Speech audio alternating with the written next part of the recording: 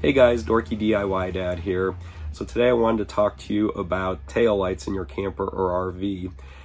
Some states require you to drive with your headlights on regardless if it's day or night when pulling a trailer behind you. So I thought it might make sense to upgrade to LED bulbs, thinking that I'd have a better chance of being seen on the road. So my camper came with the traditional taillight bulb, and I purchased this just from Amazon. They were about 10 bucks for a pair, and went and installed one of them and compared it against the incandescent bulb. And I was actually a little surprised with the results. When the headlights were off and I turned the four ways on or the hazard lights on, depending on what your naming convention is, the LED bulb was definitely brighter and more noticeable than the incandescent.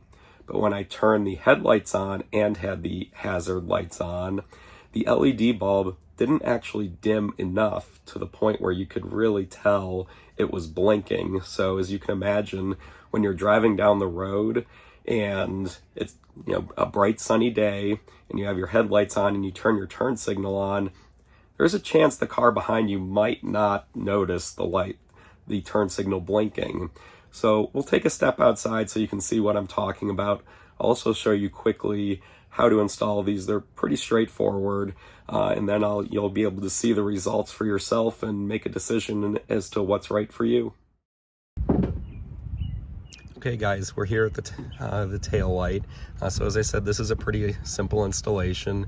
Just want to find these little tabs sticking out, line them up with the slot, stick it in, and give it about 1/8 of a turn, and that's it. So again, pretty simple.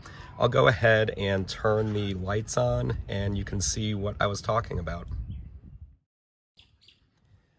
So I've got the headlights on now with the hazard lights, and in my opinion, it's hard to tell that the LED on the left is blinking. It is, but it's not great.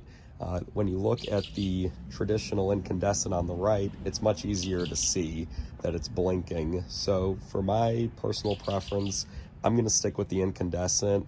The LEDs, I'm just going to have to return.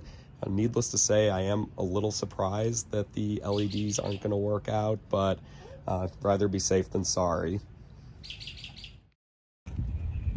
Here's a closer shot of the LED. As you can see, it is blinking. It's just a little more subtle than the incandescent.